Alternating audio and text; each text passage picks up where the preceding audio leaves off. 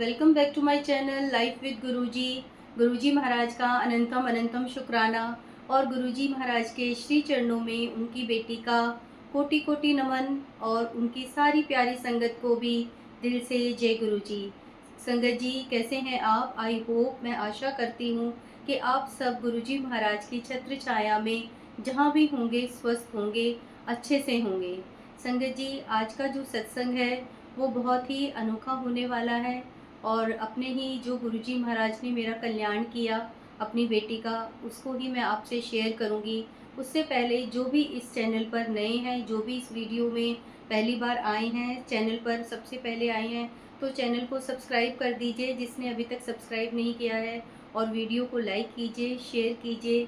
क्योंकि संगत जी, जितना आप गुरुजी महाराज के सत्संग को शेयर करेंगे, आपको ज़्यादा से ज़्यादा ब्लेसिंग्स मिलेगी।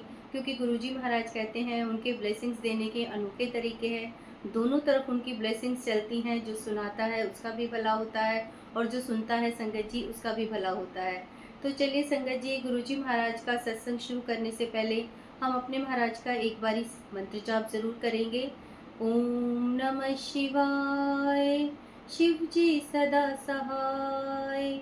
ओम नमः शिवाय, गुरुजी सदा सहाय। ओम नमः शिवाय, शिव जी सदा सहाय। ओम नमः शिवाय, गुरुजी सदा सहाय।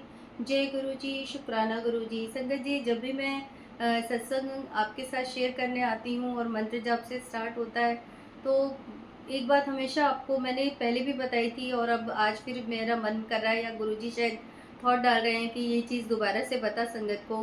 संगत जी, हम यहाँ तो गुरुजी महाराज का एक या दो बार ही मंत्र जाप करते हैं, क्योंकि हमें पता है अगर हम मंत्र जाप करने लग जाएंगे ज़्यादा देर तो आप लोग बोलेंगे अरे ये तो मंत्र जाप सुनाने लग गए। ये तो हमें पता ही है।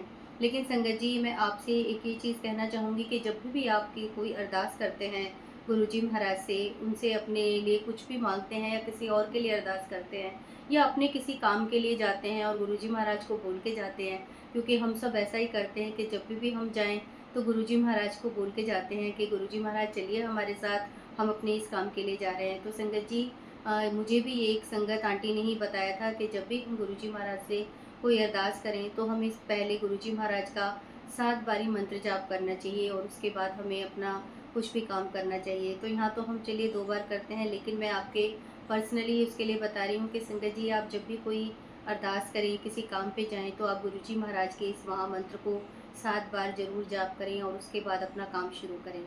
संगत जी, आज का जो सत्संग है उसको शुरू करते हैं। और संगत जी, आज का जो सत्संग मैं आपको साझा करने जा रही हूँ, अपना पर्सनल एक्सपीरियंस बताने जा रही हूँ। और संगत जी, कई बार क्या होता है ना कि हम किसी किसी पे ना बहुत विश्वास कर लेते हैं, और मेरी तो ये आदत है संगत जी कि मैं ना हर एक पे विश्वास कर लेती हूँ बहुत जल्दी। कोई 2-4 बार मिल जाए तो मैं उसे कहते ना कि अपने पेट की सारी बात बता देना, बस वही आदत है मेरी कि बस कोई मिल गया और 2-4 बार उसने मेरे से अच्छे से बात कर ली, तो मुझे लगता है मैं सब पे विश्वास बहुत जल्दी कर लेती हूँ संगत जी।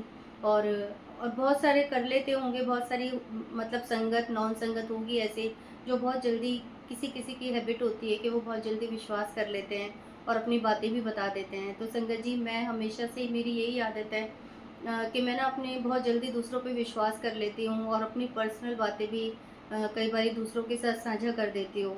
तो इसी का ही एक एक्सपीरियंस मैं आपको बताना चाहूँगी संगत जी। और कई बार क्या होता है संगत जी कि हम अपनों पर इतना विश्वास कर लेते हैं ना, हम उन पे इतना बिलीव करते हैं, और सभी करते होंगे संगत जी। देखिए, अगर जो हमारे रिलेटिव्स हैं, हमारे फ्रेंड्स हैं, जो हमारे करीब होते हैं, तो हम उन पे विश्वास तो करते ही हैं। हम ऐसा कभी नहीं सोचते कि वो हमारे लिए कुछ बुरा सोचेंगे, या वो कभी हमारे लिए कुछ, अगर उन पे कोई परेशानी आएगी तो वो हमारे लिए ही कुछ बुरा करने के लिए तैयार हो जाएंगे। ऐसा तो बहुत ही कम सोचते होंगे। तो संगत जी, इसी से रिलेटेड मैं आपको आज एक सत्संग सुनाने जा रही हूँ, जो कि मेरा अपना ही है। मैं बार बार आपको यही बोल रही हूँ कि वो मेरा अपना एक्सपीरियंस है। तो संगत जी, जब मैं कई बार इसमें बताती हूँ कि जब मैं गुरुजी महाराज से जुड़ी थी और उसके थोड़े टाइम बाद ही गुरुजी महाराज ने मुझे एक संगत आंटी से मिलवाया था। और उनका मैं यह नाम नहीं लेना चाहूँगी, एम से उनका नाम शुरू होता है, बस इतना ही बोलना चाहूँगी। हालांकि मुझे पता है कि वो मेरे सत्संग नहीं सुनते हैं। और जब गुरुजी महाराज ने ये चैनल बनवाया संगत जी, तो जैसा कि सभी करते हैं कि अपने फ्रेंड्स को, अपने रिलेटिव्स को बोलते हैं ना कि हमारा चैनल सब्सक्राइब कर लो, हमारी वीडियो देख लो। तो मैंने जैसे जब चैनल गुरुजी ने बनवाया तो मुझे लगा था कि वो आंटी तो गुरुजी महाराज की इतनी सेवा करती हैं और मेरे साथ आते जाते हैं। तो मैंने उन आंटी को भी बताया था कि मैंने ऐसे ऐसे गुरुजी महाराज ने एक चैनल शुरू करवाया है, तो आप सब्सक्राइब करना, देखना आप कैसे सत्संग है। तो उन्होंने नहीं किया था, लेकिन फिर भी मैं अपने उसके लिए उनका नाम नहीं रिवील करना चाहूँगी, पर इतना बताना चाहूँगी कि उनका नाम एम से शुरू होता है। और मैंने अपने पीछे कई सत्संगों में उनका नाम बोला भी है कि वो आंटी मुझे कैसे मिली थी, और मुझे आज तक ये नहीं पता कि वो मुझे कैसे मिली, कहाँ से मिली। वो भी कई बार बोलती हैं कि उनको भी नहीं समझ आता। संगत जी, आप बिलीव नहीं करेंगे कि उनके साथ मैं इतनी बारी बड़े मंदिर गई हूँ, और वो मुझे फर्स्ट सत्संग जो मैंने मतलब कि गुरुजी महाराज का अटेंड किया था, वो भी उन्होंने ही मुझे बताया था। पता नहीं मुझे वो कहाँ से मिली, उनका मुझे नंबर कहाँ से मिला। और जब मैंने शुरू में बहुत भूख होती है हमें सत्संग की कि हमें सत्संग में जाना है, हम भी गुरुजी महाराज के सत्संग में जाएं। तो मेरे को भी बहुत ये था, तो उनसे जब मैं मिली और मैंने उनको बोला कि आंटी मेरे को भी सत्संग में जाना है, लेकिन मुझे नहीं पता, मैं किसी को नहीं जानती संगत को, तो मेरे को भी बताना। तो उन्होंने मुझे शुरू में काफ़ी सारे, ज़्यादातर सत्संग उन्होंने ही मुझे बताए हैं। और संगत जी, उनके साथ में बहुत बारी गुरुजी महाराज ने ये सौभाग्य मुझे दिया कि मेरे पे इतनी मेहर की कि अपने सत्संग में सेवा के लिए को बुलवाया। बहुत सारे सत्संग में गुरुजी महाराज ने सेवा भी ली, और अकेले नहीं गई, उनके साथ ही गई। हाँ, 2-3 बार मेरी सिस्टर के घर ज़रूर सत्संग हुआ जिसमें मैंने सेवा गुरुजी महाराज ने मुझसे करवाई। लेकिन वैसे मैं सारे जितने भी सत्संग में सेवा के लिए गई, मैं उन आंटी के साथ ही गई। वो मुझे जहाँ भी बोलते थे कि आप चलोगे सेवा के लिए, तो मैं उनके साथ चले जाती थी कि भाई मेरे को सेवा भी मिल रही है, सत्संग में जाने का भी मौका मिल रहा है, तो कौन छोड़ता है संगत जी ये मौका। तो कोई भी नहीं छोड़ता, और गुरुजी महाराज ही होते हैं जो हमें ये सेवा बख्शते हैं या हमें अपने सत्संग में बुलाते हैं। तो संगत जी, वो मुझे बहुत बारी अपने साथ सत्संग में लेके जाते थे, और बड़े मंदिर आते जाते हुए मेट्रो में भी हमारी काफ़ी बातें होती थी, और वो भी मुझे काफ़ी सारी अपनी पर्सनल मतलब बातें बता देते थे, और मैं भी उनको बता देती थी। लेकिन मुझे बहुत सारी बातें उनकी मतलब नहीं पता थी, जो उन्होंने नहीं बताई थी। लेकिन मेरी आदत है, मैं बहुत बुद्धू हूँ कि मैं सबके साथ अपनी पर्सनल चीज़ें शेयर करनी शुरू कर देती हूँ।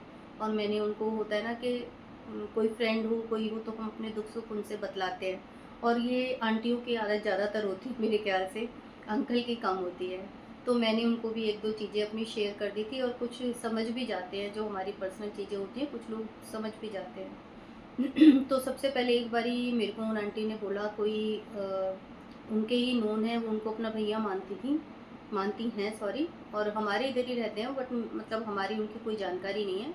बट एक बारी गुरुजी ने बेटे का जिम खुलवाया था, उसमें भी वो अंकल सत्संग के लिए करवाने के लिए आए थे इन आंटी के साथ। तो उन्होंने मुझे बोला कि वो अंकल हैं और मेरे भैया हैं, और वो बोल रहे हैं कि अगर किसी को अपना ये काम करवाना है, तो मैं कुछ वो मंत्र वगैरह बता रहे थे संगत जी, और मतलब कुछ उपाय होते हैं, कुछ मंत्र होते हैं, आप सब जानते हैं। तो कहने लगी कि आंटी आप ये कर लोगे ना, तो मुझे आपका ध्यान आया, आपकी प्रॉब्लम सॉल्व हो जाएगी। तो मैंने उनको बोला, मैंने कहा आंटी आपने किया है, आपको भी ये चीज़ चाहिए। तो मैंने कहा आपने ये किया है? तो उन्होंने बोला कि नहीं, मेरे को तो थोड़ा पैसों की प्रॉब्लम है, तो मैं तो नहीं कर सकती, पर आप तो कर सकते हो, आपको पैसे की कोई प्रॉब्लम नहीं है, और आपका ये काम हो जाएगा। मतलब उन्होंने ना कईयों के काम करवाए हैं। लेकिन संगत जी, जब से गुरुजी महाराज से मैं जुड़ी हूँ, मैं सच बता रही हूँ, इन चीज़ों से तो मैं बहुत दूर हो गई हूँ, कभी मैं इन चीज़ों की तरफ नहीं जाती हूँ। तो उस समय भी मैंने आंटी को सीधा ही बोला कि आंटी, कोई भी पूजा पाठ, या आपके भैया या वो जिनकी भी पूजा कर रहे हैं, मैंने कहा वो गुरुजी से तो बड़े नहीं हो सकते। मैंने कहा जब हमारे गुरुजी महाराज हैं और गुरुजी महाराज का मंत्र जाप है, तो इससे बड़ी चीज़ कौन सी हो सकती है। जबकि संगत जी, वो मुझसे बहुत पहले से जुड़े हुए हैं, वहाँ पे उनकी किचन सेवा भी मतलब थी पहले बड़े मंदिर में चाय की सेवा में थी वो आंटी। तो उन्होंने मुझे 2-3 बार फ़ोर्स किया, लेकिन मैंने मना कर दिया। मैंने कहा नहीं आंटी, मैं जो पैसे दे के कर रहा है वो काम, वो कभी भी काम सही नहीं होता। और मैंने कहा गुरुजी महाराज से तो कोई बड़ा नहीं होगा। तो उस समय मैंने उन आंटी को ये जवाब दे दिया था, तो फिर उन्होंने मुझे कुछ नहीं बोला। लेकिन संगत जी, अभी थोड़े टाइम पहले की ही बात है, कुछ महीने पहले की ही बात है, कि मुझे पता नहीं था कि जिस घर में वो रह रहे हैं, वो उन्होंने ना मतलब मुझे तो यही लगता था, क्योंकि वो मेरे सामने कई बार बातें करते थे कि हमारा घर तो इतने करोड़ का है, हमारा तो इतने करोड़ में बिक जाएगा। लेकिन मैं 2-3 बार उनके घर गई थी। उनके घर में शादी थी उनके भाई की बेटी की, और उन्होंने सुखमनी साहब का पाठ रखवाया था। तो उसमें उन्होंने मेरे को भी इनवाइट किया था और मैं भी गई थी सुखमनी साहब का पाठ सुनने के लिए। तो उस समय मैंने देखा था उनका घर। तो घर उनका बहुत मतलब कि ऐसा था कि जैसे पुराने घर बहुत होते हैं ना, कि जिसमें बहुत ही रेनोवेशन की ज़रूरत है, और बहुत टूटा-फूटा घर और बहुत छोटे-छोटे कमरे, मतलब देखने से ही थोड़ा अजीब लग रहा था मेरे को कि आज के टाइम में ऐसा घर तो मुश्किल ही होता है। लेकिन वो बोलती थी कि नहीं, अभी हमारा थोड़ा इसमें कुछ प्रॉब्लम चल रही है, हम बनवाएँगे। तो मैंने कहा अच्छा, लेकिन अभी थोड़ा रिसेंटली मतलब 7-8 महीने हुए हैं या उससे ज़्यादा हो गए होंगे संगत जी, उसमें उन्होंने मुझे बताया कि उनको वो मतलब वो किसी और के ज़मीन पे रह रहे हैं वहाँ पे। किसी ने उनको बहुत पहले, काफ़ी साल पहले मतलब लीज़ पे दिया होगा वो, और फिर उन्होंने किराए पे दिया होगा, और उन्होंने वो उसको खाली नहीं किया, उस पे कब्ज़ा कर रखा है और उनका केस चल रहा था। तो ये आंट जब काफ़ी टाइम मेरी उनसे बात नहीं हुई थी, मैंने उन्हें कॉल किया और उन्होंने नहीं उठाया। तब उन्होंने एक दिन बताया कि अरे हम बहुत परेशान हैं और इस तरह से है। तो मैंने बोला कि आंटी आप तो कहते थे कि वो घर आपका है। तो उन्होंने बोला हाँ, घर तो हमारा ही है, वो तो बहुत साल से हम रह रहे हैं। लेकिन अब देखिए संगत जी, किसी ने भी अगर किराए पे दिया होगा, हम ही हो, अगर हम किसी को किराए पे दें, हम लीज़ पे दें, तो वो चीज़ तो हमारी हुई ना, ये तो नहीं ना जो किराएदार हैं उनकी हुई। तो मुझे बहुत अजीब लगा आंटी की बात सुन के। पर मैंने कहा चलो ठीक है, मुझे क्या, वो जाने, उनका काम जाने। तो उनका कोर्ट केस चल रहा था संगत जी, और उन्होंने एक दिन मुझे कॉल किया, जैसे मैंने आपको बताया संगत जी कि मैं उनके साथ बहुत बारी सत्संग में जाती थी, और वो मोस्टली सेवा के लिए ही जाती थी। उनको सेवा के लिए बुलाया जाता था कि सेवा करने के लिए आओ। तो उनको 1-2 सेवादार अपने साथ चाहिए होते थे, इसलिए वो मुझे भी ले जाती थी कि आप भी मेरे साथ चलो, और मैं भी चले जाती थी। तो संगत जी, ऐसे ही एक बारी मैं उनके साथ एक सत्संग में गई थी। तो उनकी ये आदत थी आंटी की, और मुझे थोड़ा अजीब लगता था कि वो कभी भी ना वहाँ लंगर प्रसाद नहीं करती थी। वो क्या करती थी, पैक करवाती थी कि मुझे यहाँ नहीं खाना, मेरे पास टाइम नहीं है, मेरा लंगर प्रसाद पैक कर दो। अब जो साथ में सेवादार जाएंगे वो नहीं खा रही हैं, तो दूसरा बंदा कैसे बैठ जाएगा संगत जी खाने के लिए, कि वो तो जाने के लिए तैयार हैं पैक करा के, और आप आए उन्हीं के साथ हो। तो क्या होता था कि हमें भी पैक करा के लाना पड़ता था, और ये बात मुझे बहुत अजीब लगती थी। मतलब मैं घर में भी आके कहती थी, और मेरे हस्बैंड अंकल भी बोलते थे, मेरे बच्चे भी, कि तुम मत जाया करो, ऐसे अच्छा नहीं लगता कि किसी के घर से आप ऐसे पैक करवा के लाओ। ठीक है, वहीं खा कर आओ प्रसाद जो खाना है। तो मैं बोलती थी मैं क्या करूँ, वो आंटी मानती ही नहीं है, वो हमेशा पहले से पहले बोलती हैं। तो एक बार ऐसे ही हुआ था संगत जी, उन्होंने मेरे को पहले ही बोला कि ना अपने डिब्बे लेकर आना, क्योंकि वहाँ से लंगर पैक करवा के लाएंगे तो वहाँ पे होते नहीं हैं, और मुझे क्योंकि जल्दी घर आना है। तो मैं भी 3-4 डिब्बियाँ ले गई थी अपने साथ, और जब वहाँ से लंगर प्रसाद उन्होंने पैक करना शुरू करा, तो उन आंटी के पास ही डिब्बा कम पड़ गया। तो मैंने अपनी डिब्बी दे दी कि कोई बात नहीं, आप ये ले लो, मेरे को ये चाहिए भी नहीं, और आप इसमें प्रसाद डलवा लो। संगत जी, इस तरह से एक डिब्बी मेरी उनके पास चली गई थी। और जब उनका ये कोर्ट केस वगैरह सिलसिला शुरू हुआ, तो उस समय की बात है संगत जी, कभी उन्होंने, मतलब मैं यही सोच रही थी कि वो उस समय इस सिचुएशन में थे संगत जी, कि वो ये बोलते थे कि हम सुबह ही कहीं चले जाते हैं, मतलब घर को ताला लगा के, और फिर हम रात को 11 बजे आते हैं, जिससे कि हमें कोई परेशान ना करें। यानी कि जिनका घर था वो आते होंगे, और कोर्ट केस भी चल रहा था, इसलिए उनसे बचने के लिए वो पूरे दिन के लिए गायब हो जाते थे वहाँ से। अगर कोई इतनी क्रिटिकल कंडीशन में है संगत जी, तो मैं अभी आगे आपको बताऊंगी कि उनके पास इस चीज़ के लिए कैसे टाइम हो सकता है। तब उन्होंने मुझे मुझे ये सिचुएशन उनकी पता चल गई थी, उन्होंने खुद ही मुझे बता दिया था कि ऐसे ऐसे हुआ है। इसलिए मैं आजकल फ़ोन नहीं उठा पाती, क्योंकि फ़ोन हम स्विच ऑफ करके रखते हैं। तो संगत जी, एक दिन उन्होंने मुझे कॉल किया, ऐसी कोई 9 साढ़े 9 बजे या 10 बज रहे होंगे, कि आंटी आप कहाँ पर हो। मैंने कहा मैं तो घर पर ही हूँ। मैंने कहा आप, क्या बात है, बहुत दिन से कोई कॉल नहीं। तो उन्होंने बोला अरे हम तो बड़ी मुसीबत में हैं, आपको बताया था ना, हम तो सुबह चले जाते हैं। मैंने कहा हाँ।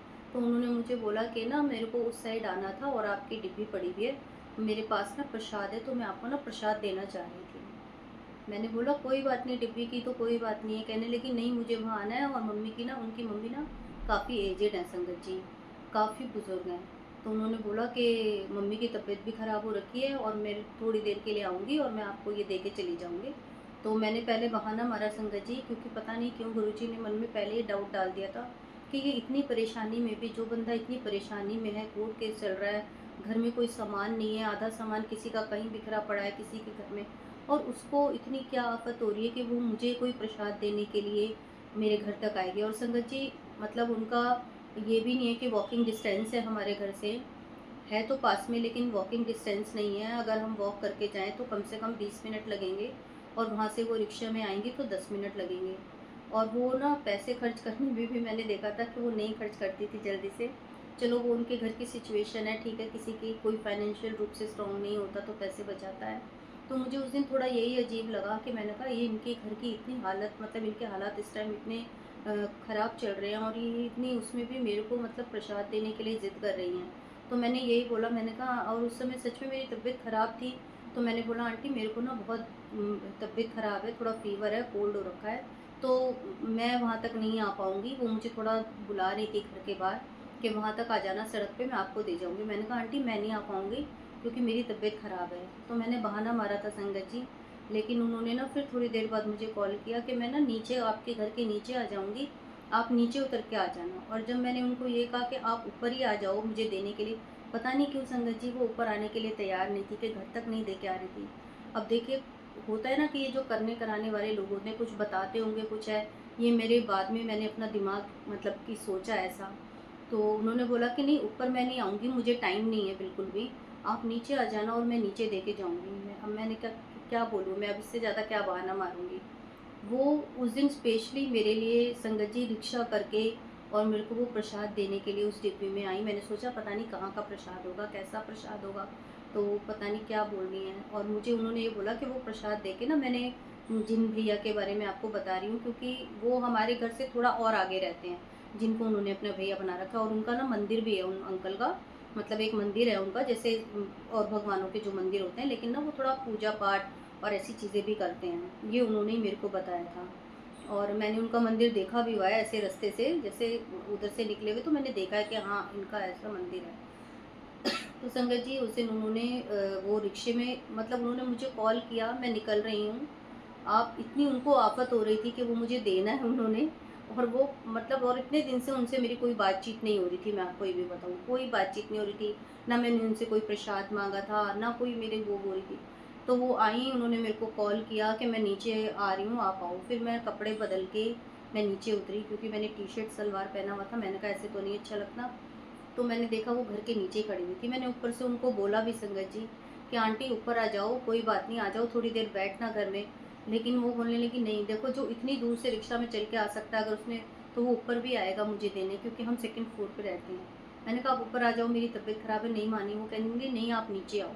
और संगत जी मैं नीचे लेने के लिए गई और गुरुजी महाराज के आगे यहीं पे खड़े होके मैंने हाथ जोड़े कि गुरुजी मुझे कुछ समझ नहीं आ रहा ये क्या हो रहा है। तो मैं नीचे गई, और जब मैं नीचे गई संगत जी, उन्होंने बस मुझे यही बोला, अरे हम तो बड़े परेशान चल रहे हैं, क्या करें, और घर की इतनी प्रॉब्लम हो रही है, कोर्ट पे केस की तारीख पे तारीख लग रही है और वो तो हमारे पीछे पड़ा हुआ है कि मकान खाली करो। तो ऐसे करके बस उन्होंने, और वो मेरे को डिब्बी हाथ में दे दी संगत जी, और वो वापस वो उधर गई भी नहीं जिनका नाम ले रही थी, वो वापस अपने घर चली गई। और मेरे को इतना मतलब कि गुरुजी ने ऐसा थॉट डाला, ऐसा दिमाग में वो कर दिया कि मतलब मुझे ये लग रहा था कि ये मुझे ऊपर लेके ही नहीं जाना है। और जब वो चले गईं, मैंने वहाँ उस डिब्बी को खोल के देखा, संगत जी ना तो वो मेरी डिब्बी थी, जो मैंने उनको छोटी सी डिब्बी होती है ना, जैसे बच्चों को हम सब्ज़ी वगैरह दे देते हैं स्कूल कॉलेज में डाल के, ऐसी डिब्बी थी प्लास्टिक की। जब मैंने वो खोल के देखा, मैंने कहा ये डिब्बी तो मेरी नहीं है, पर मैंने कुछ नहीं कहा उनको, क्योंकि मैंने कहा मैं क्या बोलूँ इन्हें। वो चली गई, मैंने उसको खोल के देखा तो उसमें संगत जी आधा ब्रेड पकौड़ा था, आधा, मतलब पूरा ब्रेड पकोड़ा भी नहीं था, आधा ब्रेड पकोड़ा था। और जब मैंने उसको छू के देखा, वो संगत जी बिल्कुल सूखा हुआ था, जैसे पता नहीं वो कितने दिन का मतलब है, कोई फ्रेश पकोड़ा नहीं था कि कोई उसको खा सकता हो, वो बिल्कुल सूखा हुआ था। पर संगत जी पता नहीं, मैं नहीं जानती, मैं ऐसे बोलूँ कि मुझे बिल्कुल ही है, लेकिन मेरे मन में इतना डाउट आया, मैंने वो जो भी प्रसाद था या जो भी था, मैंने संगत जी वो अपने नीचे वहीं पे रख दिया कि पक्षी खा लेंगे। और मैं वो डिब्बी लेके, खाली करके वो डिब्बी लेके मैं ऊपर आ गई। तो संगत जी उस दिन उन्होंने मेरे साथ मतलब ये किया, क्योंकि उनके घर की ये प्रॉब्लम चल रही थी और वो सोच रही थी कि भई इसके साथ मैं ऐसा कुछ कर दूँ। मुझे ये लगा कि मेरा काम कुछ बन जाए, जो भी होगा।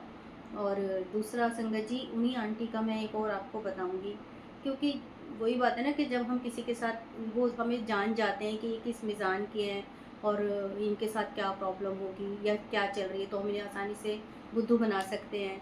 तो संगत जी मैं एक दिन उनके साथ सत्संग में, उन्होंने मुझे बोला कि सत्संग में जाना है और सेवा है तो आप भी चलो। और एक और अंकल हैं, उनकी आंटी और उनके बच्चे भी सेवा के लिए गए थे, तो उन्होंने बोला 3 व्हीलर में चलेंगे और बहुत अच्छा सत्संग होगा, आप चलो, सेवा है। मैंने कहा चलो, अब ये बोल रहे हैं तो सेवा दे रहे हैं गुरुजी, तो ठीक है चले जाती हूँ, इतना इंसिस्ट कर रही हैं। तो मैं चली गई थी उनके साथ। और संगत जी, जब मैंने उनको देखा ना, हम 3 व्हीलर में गए थे वहाँ से, और मैंने उनके हाथ में देखा तो मिठाई के 3-4 डिब्बे थे, और मुझे मन में यही आया कि ये तो कभी किसी के घर कोई मतलब कभी भी सत्संग में जाती हैं तो खाली हाथ ही जाती हैं, तो आज ये मिठाई के डब्बे कैसे लेके जा रही हैं, और मैं तो कुछ लाई नहीं हूँ ऐसा।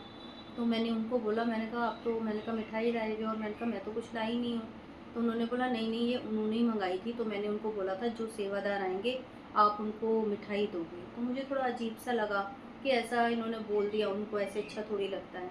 और फिर हम उनके घर सत्संग में करवाने गए। संगत जी, सत्संग हुआ, अच्छा सत्संग हुआ। आंटी वो बहुत अच्छी थी, और जब हमने सारा सत्संग हो गया, वाइंड अप हो गया, उन्होंने लंगर प्रसाद दिया। जैसा कि मैंने बताया, आंटी हमेशा लंगर प्रसाद पैक करवा के लाती थी, और उधर से उन्होंने पैक करवाया सबके लिए लंगर प्रसाद। तो संगत जी, उन्होंने आंटी ने ना वो मिठाई के डब्बे, उन्होंने बोला मेरे सामने कि वो आंटी आपसे मिठाई के डब्बे आप लाए थे, वो दे दो सबको। तो उन्होंने ना संगत जी, उन्हीं आंटी ने अपने हाथ से हम एक एक डब्बा दे दिया। हम 3 सेवादार गए थे, तो तीनों, एक खुद रख लिया और एक, 2 हम थे, हमको भी एक एक डब्बा मिठाई का दे दिया। आधा आधा किलो का डब्बा था, वो दे दिया। और मुझे थोड़ा अजीब लग रहा था, और फिर वो बाद में एक साइड होकर कुछ बात करने लगे, तो मैं समझ गई कि ये पैसे मतलब ले रही हैं इनसे। क्योंकि मैं पहले भी एक बार जब उनके साथ सेवा के लिए गई थी, तो वहाँ पे भी अच्छा सत्संग था। और वो जो सत्संग था, उनके बेटे की शादी हुई थी, कनाडा में रहता है उनका बेटा, और शादी हुई थी, तो अपनी वाइफ को भी फिर कनाडा लेके जा रहा था, वो उन्होंने सत्संग करा था। तो संगत जी, वहाँ पे जब हम गए थे, तो एक अंकल भी थे, मैं थी और वो आंटी थी। तो जब हम आने लगे तो उन्होंने ना हमें 500 रुपीज़ दिए थे। तो उस दिन भी मुझे बहुत अजीब लगा कि यार, हम सेवा के लिए आए हैं और ये हमें 500 रुपये दे रहे हैं। मतलब बहुत कहते हैं ना, अजीब सी फीलिंग कि हम कोई ऐसे थोड़ी है कि हमें कोई पैसे दे या हमें। तो मैंने बहुत मना करा, मैंने उनको, कि जिनके घर सत्संग था, कि नहीं नहीं आंटी, मेरे को नहीं चाहिए, मैं सिर्फ यहाँ पे गुरुजी ने सेवा के लिए भेजा है, तो मैं आंटी के साथ आई। उन्होंने बोला अरे नहीं, आप भी हमारी बहन जैसी हो, मेरी बहनें हो, तो मैं खुशी से दे रही हूँ कि देखो, आप मासी हो, तो आपके बच्चे की शादी हुई है, तो क्या मैं खुशी से बड़ी बहन होने के नाते नहीं दे सकती। इस तरह से करके उन्होंने दे दिया। तो मैं ये समझ गई थी कि आंटी ना पैसे लेती हैं जहाँ भी सत्संग करवाने जाती हैं। और उस दिन भी वहाँ ऐसे ही हुआ संगत जी, उन्होंने वो मिठाई का डब्बा तो हमें दे दिया, लेकिन जब वो कुछ पैसों की बात हुई तो उन्हें कोने में ले जाके, और वो भी, और जो दूसरे भी अंकल और उनकी वाइफ गई थी, बच्चे गए थे, उन वो हमेशा साथ जाते हैं क्योंकि सत्संग करवाने। तो मैंने देखा कि वो दोनों कुछ मतलब पैसों वैसों की बात हो रही थी। तो मेरे को तो कोई पैसे नहीं दिए, लेकिन उन लोगों को दिए, और मुझे एक मिठाई का डब्बा उन्होंने दे दिया। और संगत जी, आप बिलीव नहीं करोगे, तो जब मैं वो मिठाई का डब्बा लेकर आई, आधा किलो मिठाई का डब्बा था, और जब मैं घर आई तो मेरी बिटिया ने खोला वो डब्बा, तो उसमें ना वाइट कलर के रसगुल्ले थे, वो जो छोटे वाले रसगुल्ले होते हैं, और हाफ केजी का डब्बा था, लेकिन उसमें ऐसे लग रहा था कि जैसे ऐसे ही सिर्फ एक पाव कुछ रसगुल्ले रख दिए होंगे। आधा किलो नहीं था, क्योंकि सभी मिठाइयाँ खाते हैं, सब पैक करवाते हैं, तो सबको पता होता है आधा किलो और उसमें क्या है। तो मैंने देखा कि उसमें मतलब कि ऐसी थोड़ी-सी वो रसगुल्ले रखे हुए थे, हाफ केजी नहीं था वो।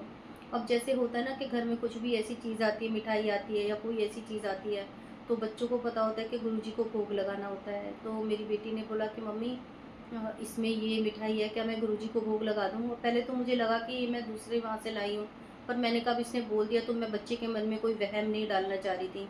मैंने बोला ठीक है, लगा दे, भोग लगा दे गुरुजी को पहले। और उसने डिब्बा ही खोल के गुरुजी के सामने रख दिया था संगत जी। और हमारे घर में कोई इतना मीठा पसंद नहीं करता, बट मैं बहुत मीठा पसंद करती हूँ। मिठाई वगैरह मैं काफ़ी खाती हूँ। और फिर यही हुआ कि जैसे मैं रात को तो आई थी, उस दिन तो मैंने नहीं खाया, लेकिन नेक्स्ट डे मैंने कहा अब ये कोई नहीं खाएगा, तो मैंने उसमें से एक रसगुल्ला खा लिया था संगत जी। और जब मैंने उस दिन दोपहर को, जैसे मैं सत्संग, आदत है सत्संग सुनने की, जब मैंने सत्संग सुना, तो आप बिलीव नहीं करोगे कि मेरे को क्या मैसेज आया गुरुजी का। मेरे को सत्संग आया है कि जो तू बाहर से सफ़ेद रंग की मिठाई लेकर आई है, उसको उठा के अभी बाहर फेंक दे। और मैंने जैसे ही सत्संग सुना, मेरे को तो इतना वो हो गया, मैंने कहा है, मैंने कहा ये क्या गुरुजी मैसेज दे रहे हैं मेरे को कि सफ़ेद रंग की मिठाई तुझे उस औरत ने दी है। और बिल्कुल मतलब संगत जी, यही मैसेज था बिल्कुल क्लियर, कि गुरुजी महाराज ने सत्संग में यही मैसेज मेरे को दिया, और मतलब थंबनेल में था वो मैसेज। ये नहीं कि मैंने अंदर कोई मतलब सुना हो और तब मेरे को पता चला हो, थंबनेल बना हुआ था, उस सत्संग का कि जो तू बाहर से सफ़ेद रंग की मिठाई तेरे को उस औरत ने दी है, जो तू मिठाई बाहर से लेकर आई है ना कल कल, तो वो सफ़ेद रंग की मिठाई को उठा के अभी बाहर फेंक दे, बाहर दे या किसी को। और मेरे को बहुत अजीब लगा, मैंने अपनी बेटी को भी बोला, मैंने कहा देख, मैंने कहा सत्संग आज गुरुजी क्या मैसेज दे रहे हैं, मैंने कहा ये मैसेज दिया है गुरुजी ने। तो मेरी बेटी ने बोला सीधा ही, तो मम्मी जब गुरुजी कह रहे हैं तो छोड़ो, आप दिया हो किसी को बाहर, हम तो वैसे भी मीठा नहीं खाते हैं। तो मैंने उसको बोला कि मैंने तो खा लिया एक रसगुल्ला उसमें से, मैंने कहा सुबह ही खा लिया। तो कहने लगी कोई बात नहीं, अब खा लिया तो खा लिया मम्मी, लेकिन आगे अब मत खाओ, जब गुरुजी मैसेज दे रहे हैं। और तुम्हें पता है आंटी ने पहले भी ऐसी एक, क्या वो आप बता रहे थे कि ब्रेड पकौड़ा दे गई थी और आप नीचे ही रख कर आ गए थे, मैंने कहा। तो मुझे डाउट हुआ संगत जी ये, और मैंने बोला ठीक है, मैंने कहा मैं अब नहीं, मैंने उसको डब्बे को था, तो मैं उस दिन ट्यूसडे था संगत जी, शायद हाँ ट्यूसडे था। और फिर मैं शाम को गई और अपने हस्बैंड के साथ जाके, और मंदिर के बाहर बहुत सारे वो बैठे रहते हैं मांगने वाले, तो मैंने यही सोचा कि ऐसे फेंकने से तो नहीं अच्छा है। ठीक है, मुझे गुरुजी ने बोला है कि बाहर किसी को दे दे, तो ठीक है मैं इनको दे देती हूँ। तो संगत जी मैंने वो मिठाई वहाँ पे बाहर दे दी। और उसके थोड़े टाइम बाद आंटी ने मेरे को मतलब फ़ोन किया, शायद कंफर्म करने के लिए कि ये ठीक है कि नहीं है।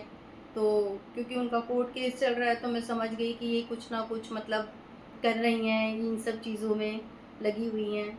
तो उन्होंने मेरे को कॉल भी किया कि ठीक है, मैंने कहा हाँ, मैंने कहा आंटी मैं तो ठीक हूँ।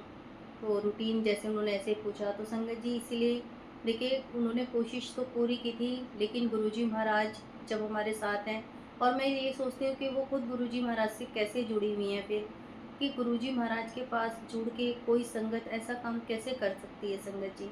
मतलब हम गुरुजी से जुड़ गए तो इतना तो हमें होना ही चाहिए कि जब हम गुरुजी महाराज से जुड़ गए हैं तो हमें ऐसी चीज़ें, हमारा क्या कर पाएँगे संगत जी। सबसे बड़ी बात तो ये है कि आप अगर कोई ऐसा जादू टोना या कोई भी ऐसी चीज़ करोगे, तो क्या हम पे वो असर करेगी? जब गुरुजी महाराज का हमारे ऊपर हाथ है, तो हमारा कोई क्या बिगाड़ सकता है?